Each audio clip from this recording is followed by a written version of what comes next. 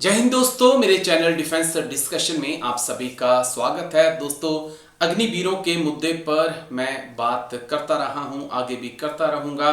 बेशक मेरा एक चैनल डिफेंस डिस्कशन जो है इस वक्त ब्लॉक है, मैं उसे नहीं खोल पा रहा हूं, लेकिन मैं पूरी कोशिश कर रहा हूं कि वो खुल जाए ताकि मैं आप तक पहुंच पाऊं। लेकिन इसलिए मैंने डिफेंस डिस्कशन 2.0 बना लिया है और उम्मीद यही करता हूं हर दिन की मेरे भाई लोग मेरे साथ यहाँ पर जुड़ जाएंगे। शायद वक्त लगेगा मुझे आप तक पहुंचने में, लेकिन मेरी कोशिशें जारी रहेंगी।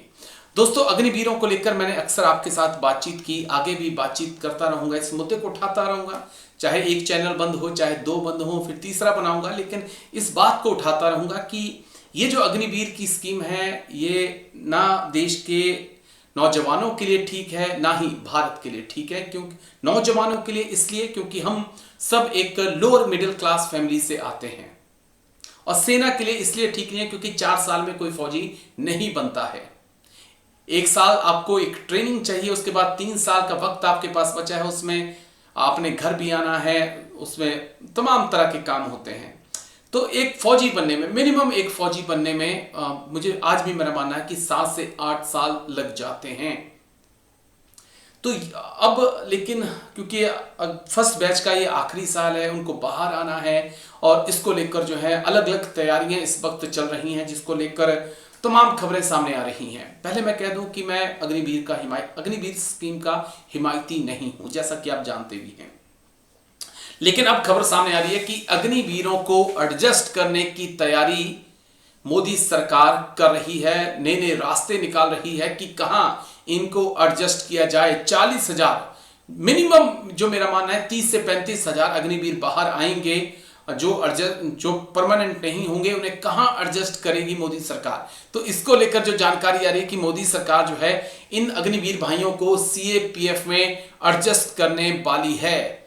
इसको लेकर सीएपीएफ के डीजीज को कह दिया गया है कि भाई रास्ता निकालिए, आपको अग्निवीरों को एडजस्ट करना ही होगा। गृह मंत्रालय ने कथित तौर पर केंद्रीय सशस्त्र पुलिस बल सीएपीएफ में एडजस्ट करने की तैयारी कर ली है। सीएपीएफ के सीनियर अधिकारियों को रास्ता निकालने के लिए कह दिया गया है। हाल ही में मैंने आपको खबर भी दिखाई थी कि सीएपीएफ में माफ करिए सीआईएसएफ में जो है सीआईएसएफ कह रहे थे की तरफ से कहा गया था कि हम जो नेवी से अग्निवीर आएंगे उनकी तैनाती हम पोर्ट्स की सुरक्षा में करेंगे, लगाएंगे उनको, वहां पर उनको तैनात किया जाएगा ताकि उनके एक्सपीरियंस का फायदा उठाया जा सके। लेकिन नेवी में टेक्निकल काम बहुत होते हैं, ये जरूरी नहीं है कि सभी अग्निवीर वहां पे बंदूक पकड़ के खड़े हैं, टेक्निकल काम भी करते हैं। तो क्या वो काम जो है वो सीआईएसएफ उनसे करा पाएगी, या एक टेक्निकल अग्निवीर को भी जनरल अग्निवीर की तरह राइफल पकड़ के ही खड़ा होना होगा? सवाल बहुत हैं, लेकिन जवाब आने वाला वक्त देगा। द टेलीग्राफ की एक रिपोर्ट है, उसके अनुसार अग्निपथ योजना के तहत भर्ती किए गए अग्निवीरों को ग्रेजुएटी और पेंशन तो मिलेगी नहीं। इनमें से 75% को 4 साल के बाद रिटायर कर दिया जाएगा। बाकी लोगों को योग्यता और जरूरत के हिसाब से पक्का किया जाएगा। अगर जरूरत है तो पक्का किया जाएगा, नहीं है तो नहीं भी किया जाएगा।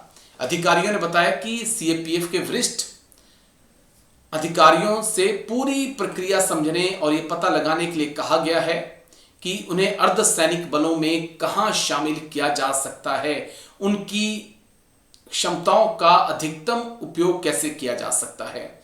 और इसके लिए गृह मंत्रालय ने जल्दी ही सीएपीएफ को कहा है कि हमें बताइए कि अग्निवीरों को आप कहां एडजस्ट करेंगे। हाल ही में मैंने कहा ना आपसे कि सीआईएसएफ के अधिकारी हैं, डीजी हैं प्रवीर रंजन सर, उन्होंने कहा था सीएपीएफ के साथ सलाह मशवरा के बाद गृह मंत्रालय अग्निवीरों को केंद्रीय सशस्त्र पुलिस बलों में एडजस्ट करने के लिए एक व्यापक नीति लेकर आएगा। उन्होंने कहा था कि नौसेना से आने वाले अग्निवीरों को केंद्रीय औद्योगिक सुरक्षा बल सीआईएसएफ में बंदरगाह सुरक्षा के लिए इस्तेमाल किया जाएगा। लेकिन मेरा सवाल यही था कि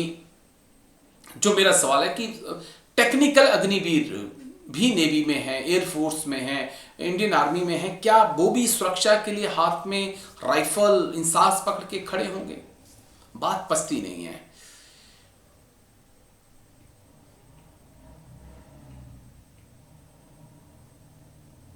तो चलिए 10% कोटा जो है सीआईएसएफ, माफ करिए, सीएपीएफ में मिल रहा है, लेकिन सीआईएसएफ में ऐसी खबरें सामने आई हैं कि बीएसएफ और सीआईएसएफ में हो सकता है ये कोटा बढ़ाकर 50% कर दिया जाए।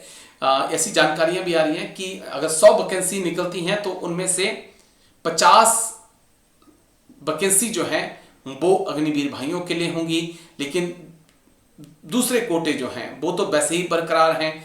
उनमें ओबीसी का ले लीजिए, एससी एसटी का ले लीजिए, ये भी तो कोटे हैं, कहीं पर 15% है, कहीं पर 7-8% है। फिर इंडियन आर्मी के जो रिटायर्ड जवान हैं, एक्स सर्विसमैन जो 15-17-20 साल करके आते हैं, उनका 5 या 10% का कोटा है। अगर 50% अग्निवीरों को आप दे देंगे, 10% उन फौजियों को दे देंगे जो 24 साल 20 साल नौकरी करके आ रहे हैं, 60% ये हो गया, और बाकी एससी एसटी और ओबीसी का जो कोटा है वो मिला दीजिए, तो फिर आपके पास नौकरियां बची कहां। चलिए, नहीं पता कि क्या कुछ होने वाला है, लेकिन इतना जरूर है कि सब सही हो जाता अगर सरकार एक कदम पीछे लेकर 75% अग्निवीरों को परमानेंट करती, तो शायद सब कुछ अच्छा हो जाता।